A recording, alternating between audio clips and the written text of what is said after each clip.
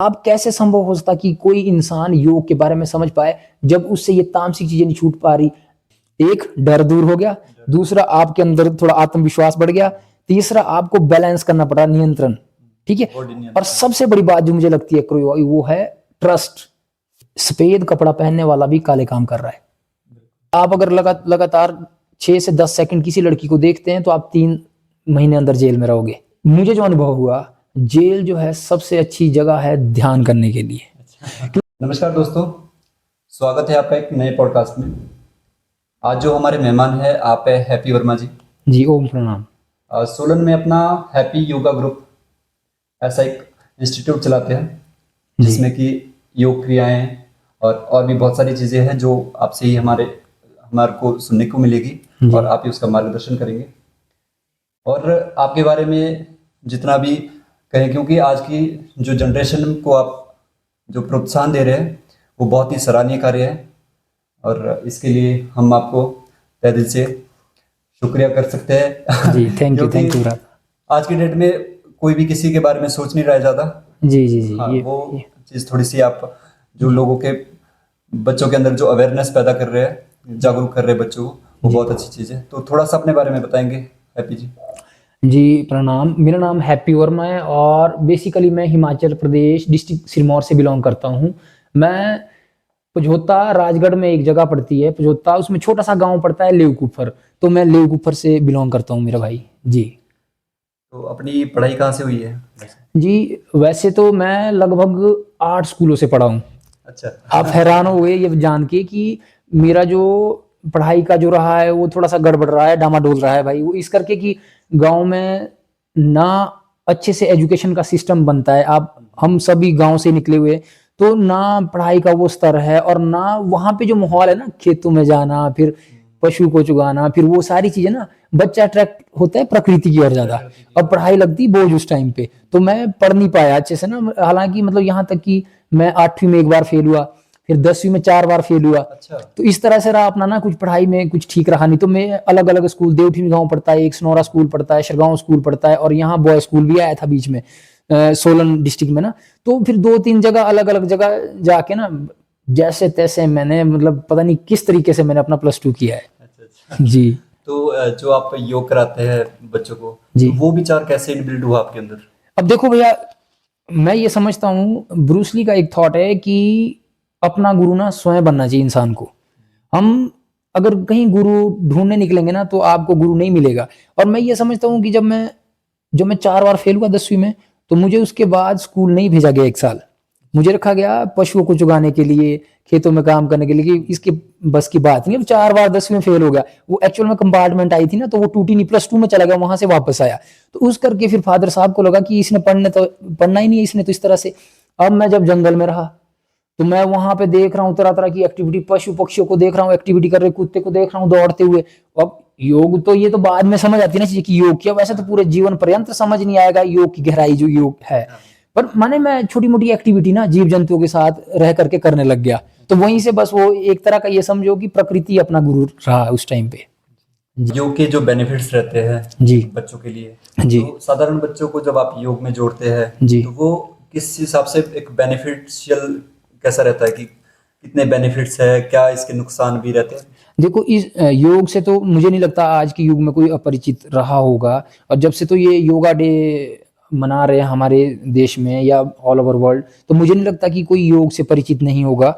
पर हाँ, ये बात जरूर है कि अभी हमारे गांव देहात के लोग योग के प्रति अवेयर नहीं है। और शहरों के लोग इसीलिए समझ पा रहे क्योंकि बीमारियों ने घर कर लिया है। तो जो लोग बीमारी में ज्यादा जाएगा या कोई भी इंसान, वो योग में जल्दी आएगा। माने इसको दूसरे शब्दों में हम ऐसे ले सकते हैं कि जिसके जीवन में भटकाव ज्यादा होगा वो अध्यात्म को जल्दी पकड़ता है। अब आजकल क्या है कि चलो हम ये मान के चलते हैं कि बच्चों को योगा करवाना, या एक तरह से ना, ये अगर देखा जाए तो देखा शिखी में मतलब लोग भेज तो रहे हैं बच्चों को, पर एक्चुअल में मीनिंग पता नहीं है योग का।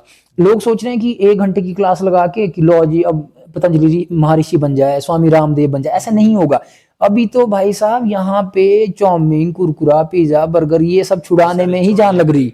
और ऊपर से नई बीमारी, और फोन जो हाथ में है बच्चों के, उनकी ये सब चीजों की लत छुड़ाना ही बहुत बड़ा काम है। और योग को समझाना तो बहुत दूर की बात है अभी। बहुत आगे। इसीलिए हम थोड़ा सा ना फन एक्टिविटी करवा के ये सारी चीजें बच्चों को ना कहीं आकर्षित करना है योग के प्रति। एक बार जो योग के क्षेत्र में आ गया, फिर उसका ना जो जीवन का जो एक दिशा है ना, वो एकदम डायरेक्शन सही हो जाती है। पर सिर्फ जोर लगता है उसको योग कक्षा तक लेके आने में, 2-4 महीने बिठाने में। तो डाइजेशन प्रक्रिया में भी थोड़ा सा इन्वॉल्व करते हैं बच्चों को कि एक मतलब कैसे डाइजेशन प्रक्रिया होनी चाहिए, ये खान पान की व्यवस्था बता। खान-पान की व्यवस्था तो को इस अब इसमें तो भैया ऐसा है ना, देखो जो योग में आएगा उसकी ये व्यवस्था ऑटोमेटिकली बन जाएगी कि सोना टाइम से, जागना टाइम से। क्योंकि पतंजलि महर्षि ने योग को व्यवस्थित किया 8 भागों में। उसमें है यम नियम, आसन, प्राणायाम, प्रत्याहार, धारणा, ध्यान, समाधि। तो यम नियम क्या सिखाता है? यम नियम सिखाता है कि आपको सच बोलना है, अहिंसा का पालन करना है, आपको किसी के प्रति द्वेष नहीं रखना, घृणा नहीं रखनी, आपने जो अपना सात्विक भोजन लेना है।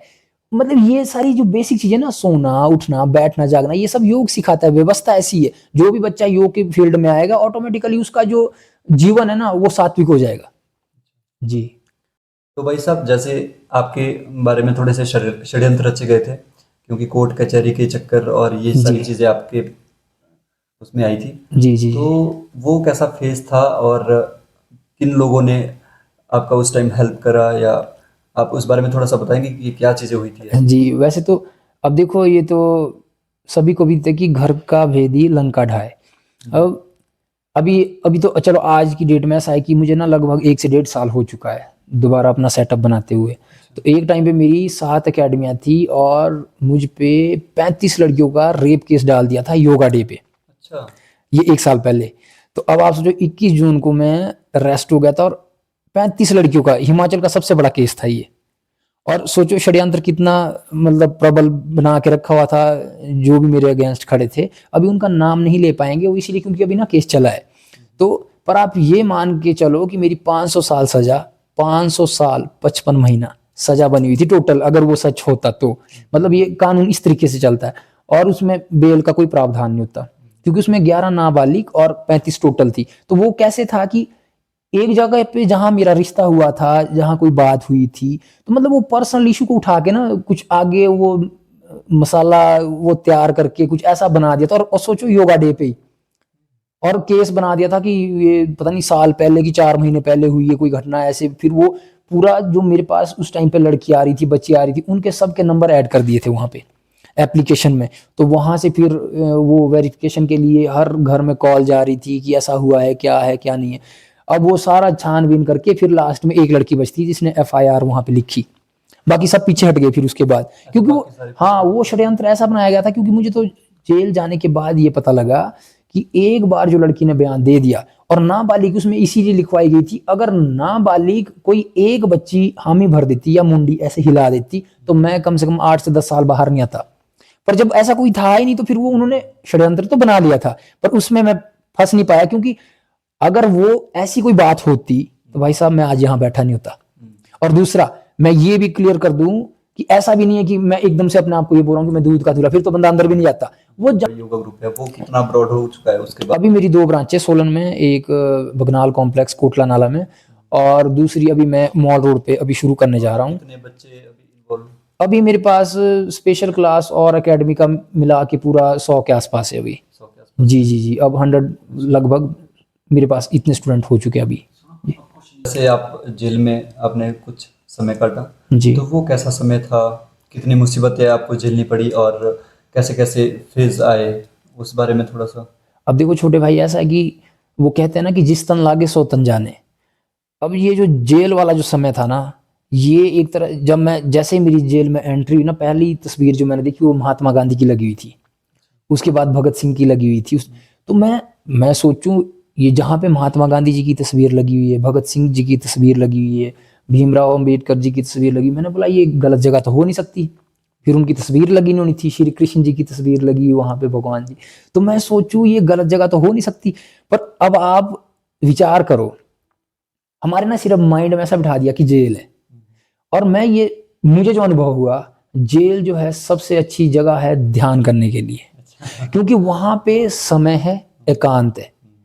अब वो कुछ लोगों के लिए वो सजा बन जाती है, वो समय नहीं काट पाते लोग। मतलब ये मैं दूसरा पक्ष रख रहा हूँ। ये आपका और पॉजिटिव हाँ, वे से सोचते ये हैं। मैंने अपने हिसाब से सोचा। अब मैं आपको बताता हूँ जो यातनाएं झेलनी पड़ती है लोगों को, लगता है भाई साहब उसको शब्दों में बयान नहीं कर सकते आप। शुरू का जो फेज था 8 से 10 दिन, क्योंकि सभी को ये लग रहा था ना कुछ गड़बड़ है, कुछ ना कुछ हुआ है, तो उस टाइम पे कोई भी सपोर्ट नहीं कर रहा था। मेरे साथ गिने चुने 4 से 6 लोग थे, मैं आपको ऐसे उंगलियों पे गिना सकता हूँ, यही लोग मेरे साथ थे। मेरे साथ में मेरे माता पिता तो थे बेचारे, पर वो चाह के भी कुछ नहीं कर पा रहे थे। मेरी जो बहन है, मेरी 3 बहनें हैं, तो उनमें से 2 बहनें वो मेरे साथ ही खड़ी थी, और मेरा एक चाचा जी का बेटा है निशु पुंडीर, वो, और प्रदीप हाबी जी है मेरी बुआ के बेटे, और दीपिका मेरी गॉड सिस्टर है। गिने चुने 4-6 लोग। और बाकी जो बाहर से, जो जैसे सोशल मीडिया पे बहुत सारी चीज चली हुई थी, तो मेरी क्रिकेट की टीम है, चिखर सतलाई एक टीम है, एक गांव है एक जगह का, वहां के जो नौजवान है ना, वो सारे मेरे फेवर में थे भाई, क्योंकि उनको पूरा मैटर पता था उस टाइम पे। बाकी तो मैं ये बोल रहा हूँ, मेरे अपने चाचा ताए, गांव के लोग और रिश्तेदार, आज की डेट में मैं उनका किसी का मतलब कोई लिंक नहीं है मेरे को, जिया मरा सब बराबर है, क्योंकि मैंने वो देख ली ना। और मैं ये समझता हूँ कि जीवन में रहते हुए अगर इंसान को ये पता लगा कौन इंसान मेरे लिए किस तरह का विचार रख रहा है, तो ये भी एक तरह हम ना भटके हुए। हमें लगता है कई बार कोई ऐसा पराया इंसान आपकी मदद कर देता है कि आपने सोचा ना होगा, और कई बार अपने में ही और दुश्मन तो हमेशा अपने में ही निकलते हैं। ये तो क्लियर बात है कि दुश्मन अपने में ही निकलते हैं।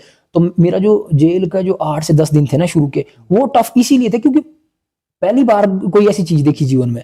और आज की डेट में मैं ये बोलता हूँ, अगर मैं कई बार मैं सोचता हूँ माइंड में ना, मैंने बोला अगर जीवन में कभी ध्यान करना है ना, और जीवन में कभी आत्मचिंतन, आत्म मंथन, या ऐसी कोई चीज जिसमें सेल्फ उसके लिए अपने आप को इंप्रूव करना है, तो जेल सबसे बढ़िया जगह पर। इसका मतलब ये नहीं कि वहां जाना है, पर अगर कभी ऐसा वक्त पड़ जाए, और वक्त पड़ता है किसी को पता भी नहीं लगता, वक्त पड़ता है कोई नहीं सोच सकता, क्योंकि मैंने अंदर जेल में जितने भी लोग देखे वो सब इनोसेंट फंसे हुए हैं। 100 में से 75 बंदा अंदर जो है इनोसेंट फंसा हुआ है। और जो मैंने रुकना चाहूंगा आपकी बात को। जी तो अभी पॉडकास्ट भी किया था एक जी वकील का, जी तो वो भी ये चीज डिस्कशन हुई थी इसमें भी जी जी जी जी कि आधे से मतलब आपके 95% केसेस तो ऐसे होते हैं जो बिल्कुल फ्रॉड होते हैं, बिल्कुल। फ्रॉड केस होते हैं। और फिर मुझे समझ, वो मैंने फिल्म में कभी लाइन सुनी होनी बचपन में कि कानून अंधा है, अब समझ आता कैसे अंधा है। अब वो चीज समझ आई कि ये क्या है माजरा। तो मैं तो ये, फिर मुझे समझ आया कि पुलिस मतलब किस तरह से अत्याचार करती है, और लोग इतना हीन भाव क्यों है पुलिस के प्रति। मतलब मैं देखता हूँ, और हालांकि मेरे अपने मित्र भी है पुलिस इस डिपार्टमेंट में, पर अब ये समझ आ गया भाई साहब वहां पे निर्दोषों को कूटा जाता है, निर्दोषों के ऊपर अत्याचार होते हैं। हालांकि मेरा जो जेल वाला जो फेस था वो बढ़िया था, पर जब कस्टडी में था ना मैं इधर, वो गड़बड़ था। क्योंकि वो जब छानबीन कर रहे थे, 35 लड़कियां बहुत होती है, तो उनको लग रहा कहीं ना कहीं दाल में काला है। तो फिर वो सारी चीजें, और ये केस इतने गंदे होते हैं। मैं अभी भी बोलता हूँ आपको भाई साहब, अगर कोई 4 लड़कियां गवाही दे दे तो बंदा बाहर नहीं आता, डजेंट मैटर कुछ हुआ है नहीं हुआ है, सिर्फ लड़की के बयान के आधार पे बंदा। सारे जो कानून है ना ये लड़कियों के ऊपर बने जी, आप अगर लगातार 6 से 10 सेकंड किसी लड़की को देखते हैं तो आप 3 महीने अंदर जेल में रहोगे, 3 से 6 महीने जेल में रहोगे।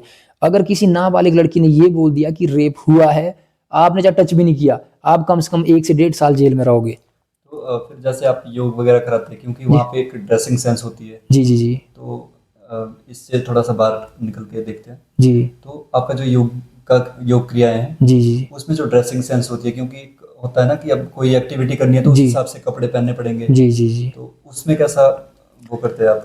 अब देखो भाई साहब, हम रहते हैं हिमाचल में, यहाँ पे अगर आप, बल्कि आज ही मेरी कहीं बहस हुई, तो बोलते कि भाई तू कपड़े क्यों नहीं पहनता। तो मैंने बोला, और वो भाई कौन थे जिन्होंने मारपीट की थी मेरे साथ जब मैं अरेस्ट हुआ था, तो उन्होंने बोला कि कपड़े पहन ले भाई, और तू तड़ाक सी बात की। तो मैंने बोला, धूप तपरी थी, छोटो ग्राउंड में प्रैक्टिस कर रहा था, तो मैंने बोला भैया ये मेरा जोन है। मतलब अगर ग्राउंड में बंदा प्रैक्टिस नहीं कर सकता तो सोचो फिर कहाँ करेगा। मॉल रोड पे थोड़ी प्रैक्टिस कर रहा हूँ, या कहीं ऐसे थोड़ी पार्क में जाके थोड़ी कर रहा हूँ, मैं ग्राउंड में प्रैक्टिस कर रहा हूँ। और विटामिन डी मिलती है। सूर्य एकमात्र प्रकृति का स्रोत है जिससे आपके शरीर को ऊर्जा मिलती है प्रकृति में।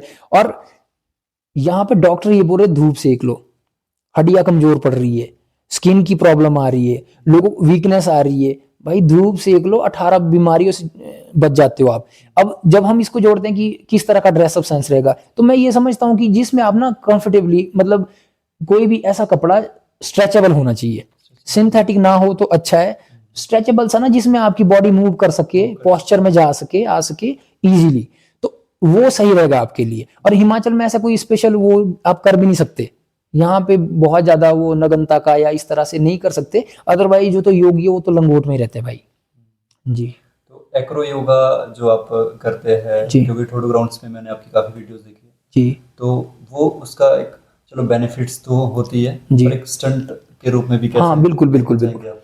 अब आपने एक चीज नोट करना, आप हिमाचल में अभी जैसे जैसे आप जीवन में आगे बढ़ोगे आपको एक चीज समझ आएगी कि हिमाचल ना थोड़ा सा रूढ़िवादी तो है विचारों में, हाँ, रूढ़िवादी है। थोड़ा थोड़ा सा है। मतलब इसको हम इस तरीके से जोड़ सकते हैं कि ये होना भी जरूरी है, क्योंकि अगर ज्यादा मॉडर्न होने की कोशिश करेंगे तो कहीं ना कहीं हमारी जो संस्कृति है ना, कहीं ना कहीं हमारी जो दैविक परंपरा है वो ना इसके लिए हानि हो सकती है। अब मैं इसको ऐसे जोड़ता हूँ कि माने अगर मैं ये सोच के चलूं कि भाई साहब मैं ना पूरा पूरा मतलब एकदम एडवांस हो जाऊं, हम हमारे जो देवी देवता होते हैं ना, हमारे जो कुलिष्ट होते हैं, उनकी ना कुछ सीमाएं, उनके कुछ दायरे होते हैं, हम उसको नहीं लांग सकते अगर हिमाचल में रहना है। तो ये थोड़ी सी रूढ़िवादिता इस वजह से भी है, और ये होना जरूरी है। इसी से कहीं ना हमारा थोड़ा जो संस्कार है, या थोड़ा सा हमारा जो ड्रेसअप सेंस है, या थोड़ा सा लोगों का जो ठहराव है, या अपने संस्कारों के जो दायरे उसमें बना रहता है इंसान। नहीं तो पंजाब जैसी हालत हो जाएगी, यूपी जैसी हालत हो जाएगी अगर ये दायरे टूट जाए तो मैं ये समझता हूँ कि ये थोड़ी सी रूढ़िवादिता है तो सही, पर चलो ठीक है, पर लोगों को जगाना योग के प्रति हिमाचल में सबसे बड़ा टास्क है। क्योंकि यहाँ पे खेती बाड़ी से जुड़े लोग, यहाँ की भौगोलिक स्थिति ऐसी है कि लोगों का जैसे चलने फिरने में, पहाड़ चढ़ने में उतरने में, लोगों को लगता है ये जो श्रम हो रहा है बस इसी में हो गया। अब मैंने जब ये सारी चीजें देखी तो मुझे ये लगा कि भाई साहब अगर मैं योग की बात करूं, अगर मैं किसी आसन की बात करूं तो लोगों ने तो कभी करना नहीं। अब एक्रो योगा क्या, ये पूरा पूरा फन है। इसमें मैंने किसी इंसान को उठाया, अब आप कल्पना करो अगर मैं भैया आपको उठा दूं, अभी आप चेयर पे बैठे हो, आप बिल्कुल सहज शिथिल होकर के बैठे हो, अगर मैं आपको अपने शोल्डर पे उठा दूं, आप सोचो आप डरोगे? आपको बैलेंस बनाना पड़ेगा, आपको फोकस करना पड़ेगा, आपको थोड़ा सा घबराहट भी होगी, और आपको थोड़ा सा जिगरा भी दिखाना पड़ेगा अगर करना है तो। अब आप देखो कितनी क्वालिटी डेवलप होती है। एक, डर दूर हो गया, दूसरा आपके अंदर थोड़ा आत्मविश्वास बढ़ गया, तीसरा आपको बैलेंस करना पड़ा, नियंत्रण, ठीक है। और सबसे बड़ी बात जो मुझे लगती है वो है ट्रस्ट, फेथ, अगले इंसान पे जो करवा रहा है, फेथ बढ़ता है। एक्रो योगा वैसे कोई माने योग की श्रेणी में नहीं है, इसको एक्रोबेट में जोड़ सकते हैं आप। पर आप ये मान के चलो अगर जिम्नास्ट करना है किसी को तो भी तो योगा का पार्ट है, अगर डांस कर रहा है तो भी तो योग का पार्ट है, आप कोई भी एक्टिविटी कर रहे हो वो सब योग का ही पार्ट है। मैंने इसको एडवांस टच इसीलिए दे दिया क्योंकि हिमाचल में जब कोई अगर आप आसन कर लो आपको कोई देखेगा भी नहीं, पूछेगा भी नहीं, और बात यहाँ पे दिखाने की नहीं है, बात यहाँ पे लोगों को जगाने की है। तो इससे थोड़ा सा ना अट्रैक्ट होते लोग कि क्या हलचल हो रही, क्या चीज हो रही है, इसीलिए मैंने एक्रो योगा को ज्यादा प्रमोट किया। और एक्रो योगा 1903 में सबसे पहले परफॉर्म किया गया था विदेशी धरती पर, यहाँ की उपज नहीं है ये। यहाँ तो योग जो है जैसे अष्टांग योग है, लय योग है, मंत्र योग है, ध्यान योग है, भक्ति योग है, ठीक है। तो ये सारी व्यवस्था है हमारे पतंजलि की देन है, गोरखनाथ की देन है, शिव की देन है, श्री कृष्ण ने गीता के माध्यम से जो सारांश जो दिया श्लोक के माध्यम से। योग तो ये है 5000 वर्ष पूर्व से जो चला रहा है।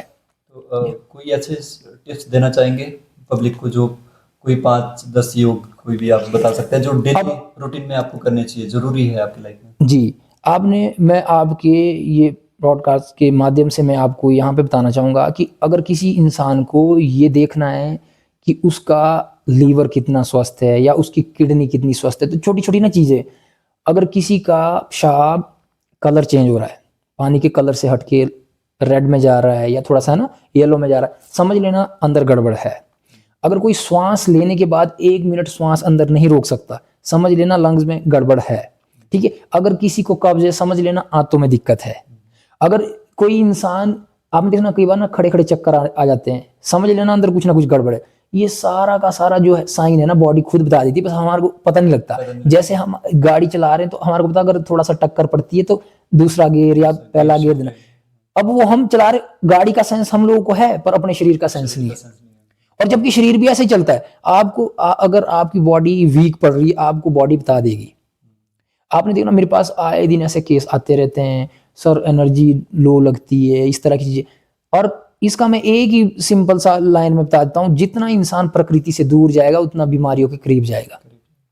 आपने क्या करना है, 5 तत्व है, अग्नि वायु आकाश पृथ्वी और जल, धूप सेको, वही बात जो मैं बोल रहा हूँ, ठीक है। धूप सेको, खुले आसमान के नीचे बैठो, ठीक है। जो पानी पीना है वो हो सके अगर कहीं चश्मे का है, कहीं झरने का है तो बहुत बढ़िया है, ये बिसलेरी के पानी से नहीं अच्छा होने वाला, ठीक है ना। थोड़ा मिट्टी में खेलो, पंच तत्वों में लीन रखो अपनी बॉडी को, स्वास्थ्य वैसे ही बनेगा। थोड़ा प्राणायाम करो, सूर्य नमस्कार करो, सबसे बेस्ट है।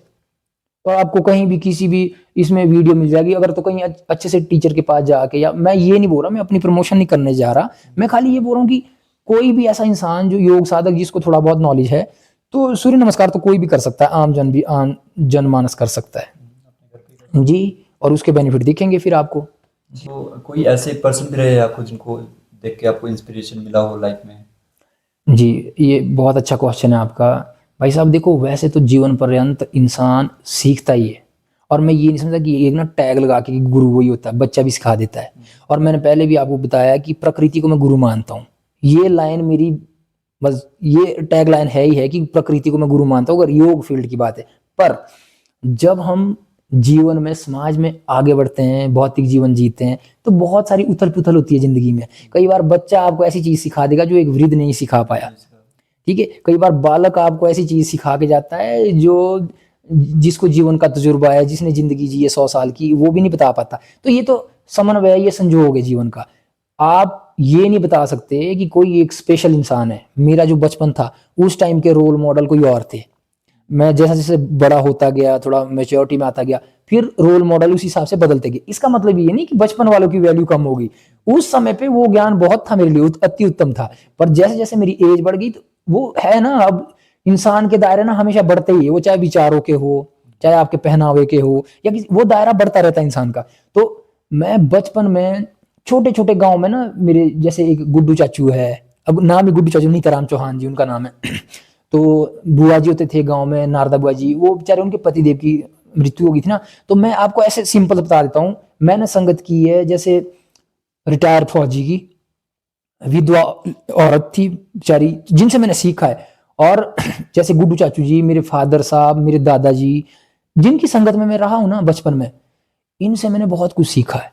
अब जैसे आप अभी मेरा इंटरव्यू ले रहे हैं, पर मुझे ये लगता है ना कि अभी मेरे पास ना वो शब्द ही नहीं है जो किसी को प्रभावित कर सके, या जिससे कोई चीज अनुसरण करके किसी के जीवन का काया पलट हो सके। मुझे ऐसा लगता है। अब मुझे नहीं पता आप लोग क्या सोचते, पर मेरा खुद का अनुभव और खुद की समझ ये कहती है कि मेरे शब्दों में अभी वो बात नहीं है कि किसी के जीवन को रूपांतरित कर सके। पर फिर भी आप बहुत कुछ कह चुके हो। अब चलो, वो तो नजरिया आपका जी। पर तो मैं जब बचपन में मैं देखता हूँ अपना जीवन काल ना, तो फौजी मामू थे शरगांव में, जब मैं स्कूल में पढ़ता था, उनसे मैंने बहुत कुछ सीखा। उनको पता भी नहीं मैं क्या सीख गया। वो जो बुआ जी थे, उनको पता भी नहीं उनसे मैं क्या सीख गया, गुड्डू चाचू से क्या सीख गया उनको पता भी नहीं है, फादर साहब से क्या सीख गया पता भी नहीं है। ये जो मेहनत करनी है ना, जब अपनी प्रैक्टिस करनी है, वर्कआउट करना, ये सारा पापा जी की देन है, मेरे पिताश्री। क्योंकि रात को 12-12 1-1 बजे तक खेतों में काम करना, हम तो भाई साहब ये सोचते कि बस रेस्ट हो, पर वो इस तरह से शेड्यूल बना हुआ था, घर में काम करना ही पड़ता था। दादाजी ने बहुत सारी चीजें सिखाई। तो ये छोटे छोटे पात्र जीवन में आए ना, ये उतार चढ़ाव, और इसके साथ साथ जो लोग मिलते रहे मेरे को जीवन में, इनसे बड़ा। और उसके बाद जब मैं आगे बढ़ा जीवन में, उसके बाद मैंने पढ़ा, बुद्ध के बारे में पढ़ा, ओशो के बारे में पढ़ा, और फिर मुझे ये लगा ये राजीव दीक्षित जी के बारे में पढ़ा। और मैं ये समझता हूँ आज की डेट में सबसे ज्यादा, अगर चलो ओशो को समझना सबके बस की बात नहीं, बुद्ध को समझना सबके बस की बात नहीं, ये तो मुझे समझ आ गया अभी तक इतने। पर मैं ये समझता हूँ अगर राजीव दीक्षित जी के बारे में पढ़ा जाए, भौतिक जीवन में जो भी चीजें घटित हो रही है आज के युग में, सटीक जो शब्द बैठते हैं अपने स्वास्थ्य को जगाने के लिए, अध्यात्म की ओर अग्रसर होने के लिए, वो एकमात्र इंसान मेरी नजर में है, वो है राजीव दीक्षित जी। अगर कोई भी नौजवान, कोई बच्चा, कोई वृद्ध, अगर उनकी बातें अनुसरण कर ले, वो बात करते हैं आयुर्वेद की, वो बात करते हैं योग की, वो बात करते हैं हमारी व्यवस्था की, ये जो हमारा कानून, हाँ जीवन व्यवस्था, या सारी चीजें, अगर कोई उनको पढ़े, या मैं अपनी क्लासेज में भी ये चीज बोलता हूँ कि राजीव दीक्षित जी के बारे में पढ़ो, सुनो, समझो, उससे आपका जीवन काफी हद तक, नहीं मैं ये बोलता हूँ जितना गहनता से पढ़ोगे उतना रूपांतरित होगा। तो अभी तक की जो बातचीत हुई हमारी, तो राजीव दीक्षित पे आप ज़्यादा प्रभावित हुए, तो उस बारे में थोड़ा सा कोई और भी ऐसा? जी, मैंने आपको एक चीज बताई कि बचपन में मैं कुछ और लोगों से प्रभावित हुआ, फिर जीवन जैसे आयु बढ़ती गई, अनुभव बढ़ता गया, फिर और लोगों से प्रभावित हुआ, और जीवन पर्यंत ना आपके ऐसे गुरु भी बदलते रहेंगे, ऐसे समय के साथ साथ आपको बहुत सारे लोग बहुत कुछ सिखा देंगे। तो राजीव दीक्षित जी नो डाउट जो उनकी नॉलेज है, मैं बोल रहा हूँ भौतिक जीवन में किसी भी इंसान को अपने आप को स्वस्थ रखने के लिए मेंटली फिजिकली उस चीज के लिए बहुत सही है राजीव दीक्षित जी के थॉट और उनके बताई गई चीजें। पर अब यहाँ पे ना थोड़ा सा अध्यात्म की ओर जाते हैं। तो जैसे मैंने जब ये नाथ परंपरा के बारे में पढ़ा योग में, मैंने शिव के बारे में पढ़ा योग में, श्री कृष्ण के बारे में पढ़ा योग में, फिर मुझे समझ आया ये पतंजलि जी ने व्यवस्था कैसे की, ये क्यों की, इसका मतलब क्या, इसका निष्कर्ष क्या है। भाई साहब हम तो सिर्फ योग का ना एक तरह से व्यापार कर रहे हैं, हम तो योग को बेच रहे हैं। योग तो महर्षियों ने व्यवस्थित किया।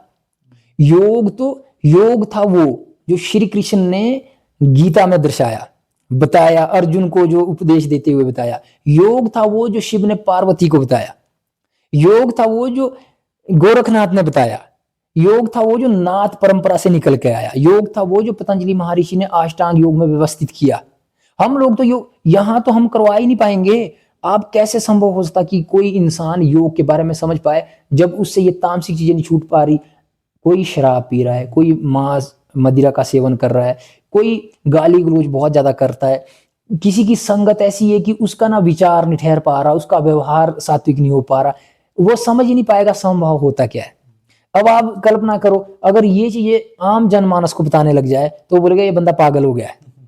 इसीलिए कुछ चीजें इंसान को, मैं ये समझता हूं अपने जीवन के अनुभव से कि कुछ चीज जब जीवन में समझ आ जाए अपने तक रखिए। जब परिस्थिति पड़ेगी और जब भी इंसान पे कभी वक्त पड़ता है तो उसको अकेले ही लड़ना होता है। तो मैं ये समझता हूँ जैसे मेरा जेल का समय था, उस टाइम पे वो जो ध्यान मेडिटेशन वाली अवस्था थी ना, वो एकदम से काम आई।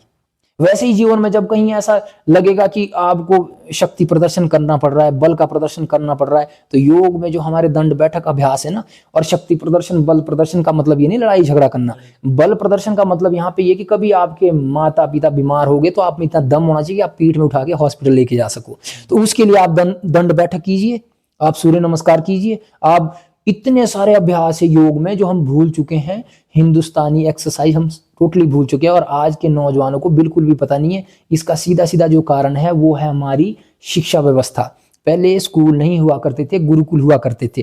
पहले टीचर नहीं हुआ करते थे, गुरु हुआ करते थे। आज की डेट में कुछ रहा ही नहीं। और योग की कोई ऐसी किताब नहीं है। योग है गुरु शिष्य परंपरा। गुरु ने बताया, शिष्य ने अनुसरण किया।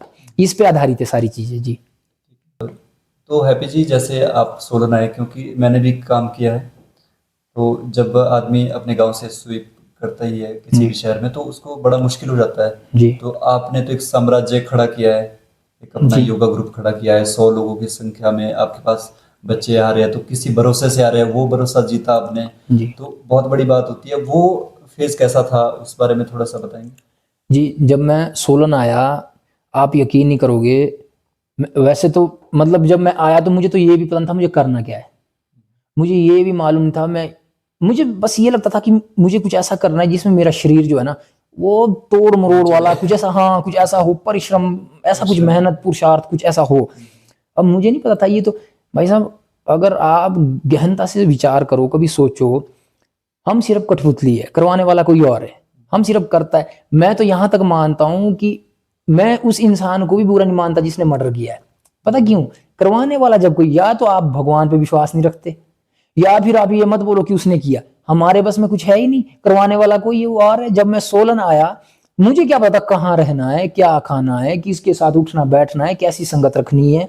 कहीं मैं, ऐसा तो नहीं है कि मेरे साथ में 11 लड़के और भी आए थे मेरे गांव के, सब वापस चले गए। इतना कंपटीशन है यहाँ पे। उस टाइम पे रूम रेंट था 2000, पर वो 2000 नहीं निकलता। आज की डेट में 6-8 हजार है, पर वो 2000 नहीं निकलता था उस टाइम पे। मेरी जो बड़े वाली बहन है बहुत सपोर्ट किया उसने, वो जॉब करती थी तो वो हमारा छोटा मोटा जो भी खर्चा था वो निकालती थी। भाई साहब ऐसा भी टाइम आया मेरी जिंदगी में कि मैंने ये जो कोटला नाला का जो भगनाल कॉम्प्लेक्स के ऑपोजिट में जो रैन शटर है, वहां भी मैंने रातें काटी। अब ये इसका मैं इकलौता गवाह हूं। और जो उस टाइम पे मेरे गांव पड़ोस के 2-3 लड़के हैं जिनका लड़ाई झगड़ा हुआ रात को 2 बजे, तो मैंने उनको ये बात बताई कि ऐसा ऐसा कोई झगड़ा हुआ था, तो वो कनेक्ट कर रहे थे उस बात को कि ऐसा भी हुआ था। मैंने बोला हाँ उस टाइम पे मैं वहां लेटा हुआ था। वो हैरान हो गए ये बात सुन के कि तेरे को कैसे पता? मैंने बोला मैं वहां सोया हुआ था उस टाइम। और वहां पे कोई एक भाई सोते थे रैन शटर में, एक टांग टूटी हुई थी उनकी, और वो बैसाखी का सहारा लेके वो लेटे थे, और बहुत मतलब स्मेल आती थी उस टाइम पे वहां ना, जो माहौल था। तो मैंने मतलब ये मैं इसीलिए नहीं कि कोई इमोशन गेन करने की कोशिश कर रहा हूँ, वो वक्त था। इसका मतलब ये नहीं कि मेरे पास रूम रेंट या रूम नहीं, अपना खर्चा नहीं कर सकता, वो सब था, बस जिद्दोजहद थी।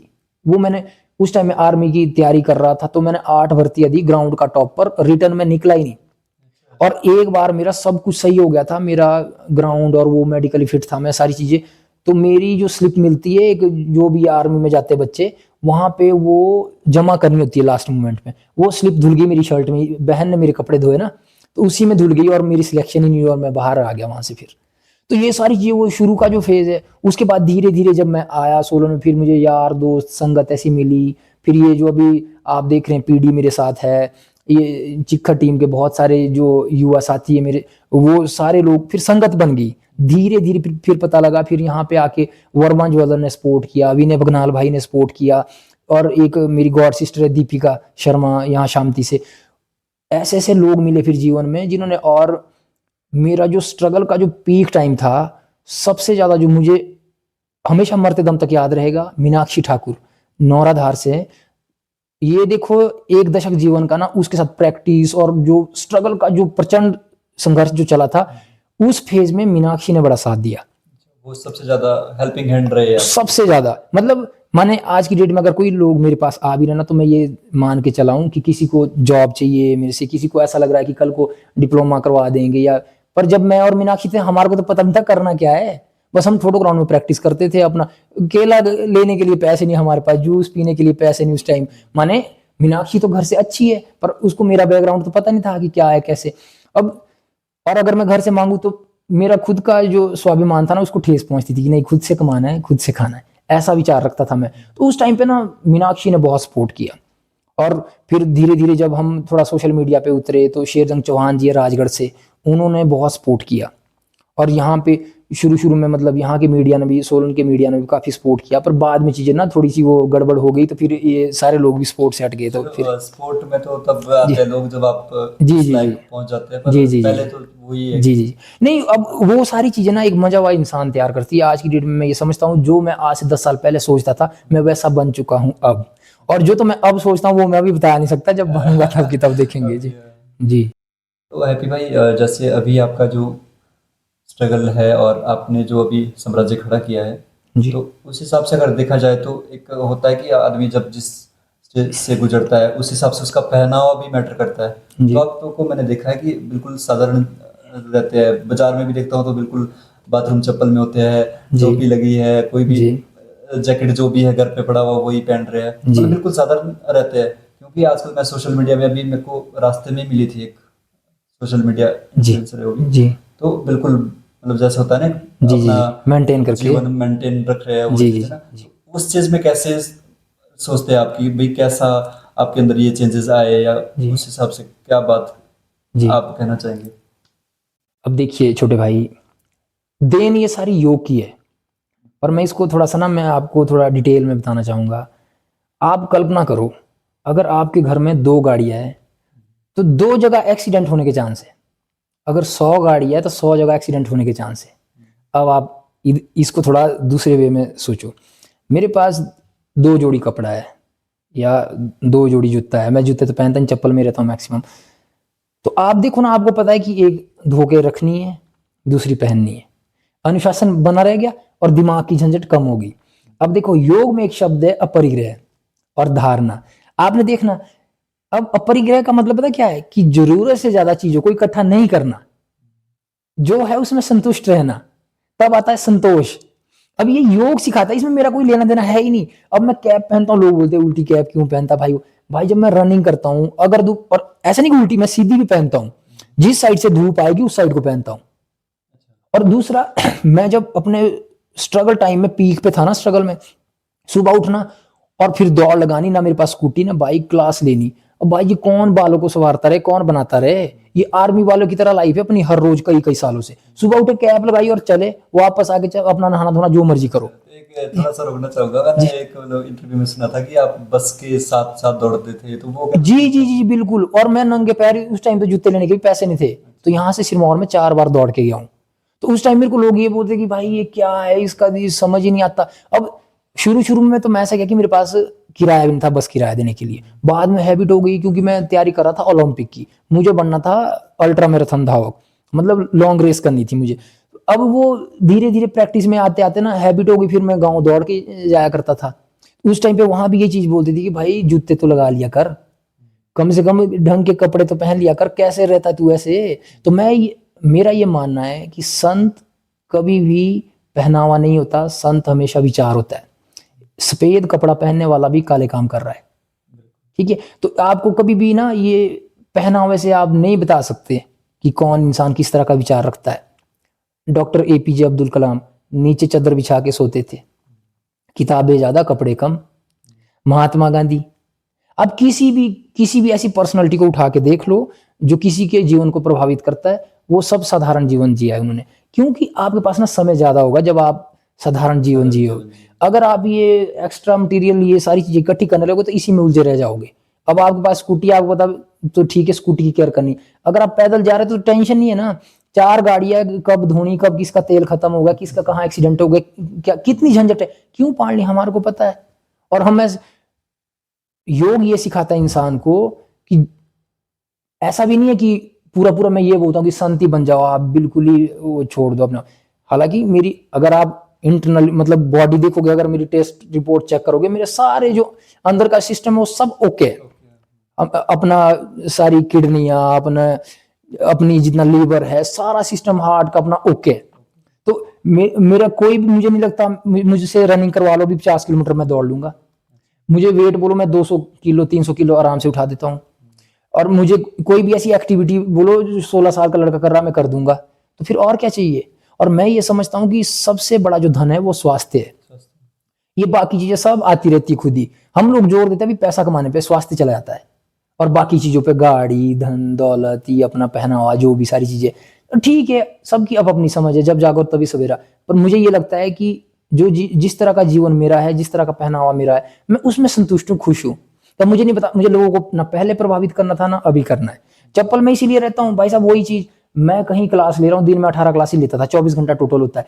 अब मैं जूते लगा के, वो स्मेल करते हैं ना जूते फिर बहुत ज्यादा भाग दौड़ करने से, चप्पल में जाओ अपने बढ़िया, कोई दिक्कत नहीं है, हवा लगती रहती है, छोटे छोटे रोम छिद्र होते हैं हमारी बॉडी में ना, उसके थ्रू हमें ऑक्सीजन मिलती रहती है, फ्रेश फील करता है इंसान, दिक्कत वाली कोई बात ही नहीं है। और कभी कभी चप्पल उतार के अगर मिट्टी पे आप पैर रख दो तो और भी अच्छा स्वास्थ्य के लिए। तो इसीलिए मैं ये समझता हूँ कि साधारण जीवन जीना लाभकारी है किसी भी इंसान के लिए, और ये योग सिखाता है। तो युवाओं के लिए संदेश देना चाहेंगे, क्योंकि मैंने भी शुरू किया था एक नशा मुक्त भारत जी। तो उसमें एक्चुअली ज़्यादा तो नहीं कर पाते हैं, बट पॉडकास्ट के माध्यम से जितने भी हमारे पास आते हैं तो उनको मैं ये क्वेश्चन करता ही हूँ लास्ट में जी। तो आपका क्या संदेश रहता है युवाओं के लिए? आज की डेट में देखो भाई साहब, आप ना एक लाइन में नहीं बता सकते। आज की डेट में आप देखो, चिट्टा हिमाचल टॉप में चला हुआ है, ठीक है जी। और फोन की लत कौन बच्चा छूता है। और दूसरा, ये जो काम चोरी वाला भाव है ना, अभी नया नया जागृत हुआ है बच्चों में। इसका कारण एक है कि बात वही, अब जो शिक्षा स्कूलों में दी जा रही है भाई साहब, डंडा नहीं है टीचर के हाथ में, और उससे ये काम चोरी का भाव ज्यादा उत्पन्न हो रहा है बच्चों में। पेरेंट्स ऐसे हो गए कि बच्चे को डांट दिया तो बच्चा फांसी लगा लेगा। और पढ़ाई लिखाई की व्यवस्था ऐसी है कि इंग्लिश में ही बात करो, इंग्लिश में ही बोलो, इंग्लिश की न सिर है ना पूंछ है, कुछ भी नहीं है। पर खाली वो आज की जो व्यवस्था है हमारी, उसमें जब बच्चा जा रहा है ना, हर तरह से उसकी जो ऊर्जा है वो क्षीण हो रही है, उसका विवेक है वो मरता जा रहा है, उसके संस्कार खत्म होते जा रहे हैं, उसका धैर्य खोता जा रहा है। किसी भी एंगल से आप सोचो, हमारा समाज जो है ना बिल्कुल निचले स्तर पर आ चुका है। दिखावा की जिंदगी ज़्यादा, दिखावा ही है हर तरह से। तो अगर किसी भी नौजवान को, किसी भी बच्चे को आज के युग में, आज के भौतिक जीवन में अपने स्तर को ऊपर लेके आना है, तो उसे इन सब चीजों का बड़ा ध्यान रखना पड़ेगा कि सात्विक आहार, सात्विक विचार, अच्छी संगत, अच्छे दोस्तों के बीच रहना, ये चीजें बड़ी मैटर करती है। और किसी गुरु का मार्गदर्शन, ठीक है जी। अब ना जब तक ये सारी चीजें नहीं मिलेगी, बच्चे को समझ नहीं आएगा। अच्छा खाना क्या, सात्विक आहार, अपना जो भी ये ना जंक फूड, फास्ट फूड, ये सब चीजें छोड़ दो, इससे शरीर की हानि होगी, ठीक है। सात्विक आहार, सात्विक विचार, फिर जैसा आप खाओगे ना, अगर कोई इंसान मीट खा रहा है, सोचो उसका राक्षसी तत्व जागेगा, रजोगुण, तमोगुण, सतोगुण, तो उसका ना तमोगुण जागेगा। सत्वगुण तब जगेगा जब वो सात्विक रहेगा, विचार से, आहार से, व्यवहार से।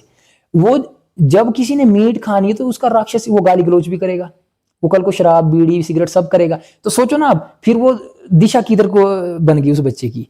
इसीलिए आहार, विचार, व्यवहार ये सुधारना पड़ेगा।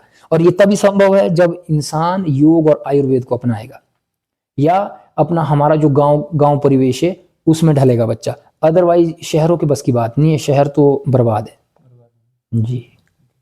बहुत अच्छा लगा आपसे मिलकर, बहुत सारी बातें करी जो युवाओं को प्रेरणा देगी जी और आप अच्छा काम कर रहे हैं, उसके लिए आपको बहुत बहुत शुभकामनाएं। जी, मेरी तो कोशिश रहती है, हो सकता है मेरे शब्द किसी को अच्छे ना लगे हो, तो मैं आपके ये वीडियो के माध्यम से, हो सकता है जीवन में कभी मैंने किसी की आत्मा को आघात पहुंचाया हो, तो मैं सबके लिए क्षमा प्रार्थना करता हूं। और मैं ये उम्मीद करता हूं कि भाई साहब, यहाँ कोई भी इंसान किसी का शत्रु नहीं है, यहाँ कोई भी इंसान हमेशा के लिए नहीं है, यहाँ कोई भी इंसान ऐसा नहीं जो भगवान हो जाएगा किसी टाइम पे।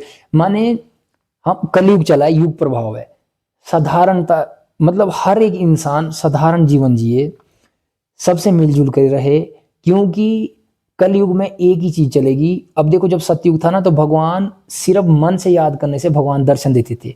द्वापर में क्या हुआ, थोड़ी तपस्या, फिर भगवान दर्शन देते थे। त्रेता में क्या हुआ, कठोर तपस्या, कठोर चिंतन करके तब भगवान दर्शन। अब कलयुग चला, भगवान दर्शन नहीं देते, कर्म का फल है, जो आप बोगे वही काटोगे। इसीलिए सबसे मिलजुल के चलो, क्योंकि कलयुग में संगे शक्ति कलयुग है। जितने आपके इर्द गिर्द लोग अच्छे जुड़ेंगे, उतना आप जो है ना तरक्की करोगे। तो संगठन से भी रहा है आपका कोई? जी, संगठन, मैं आरएसएस से भी जुड़ा हूँ, और मैं पतंजलि से भी जुड़ा हूँ। मैं तरह तरह के जो हमारे हिमाचल में छोटे मोटे संगठन है सबसे जुड़ा हूँ, सबका नाम भी नहीं ले सकते। तो मैं जुड़ा हूँ बहुत सारे संगठनों से।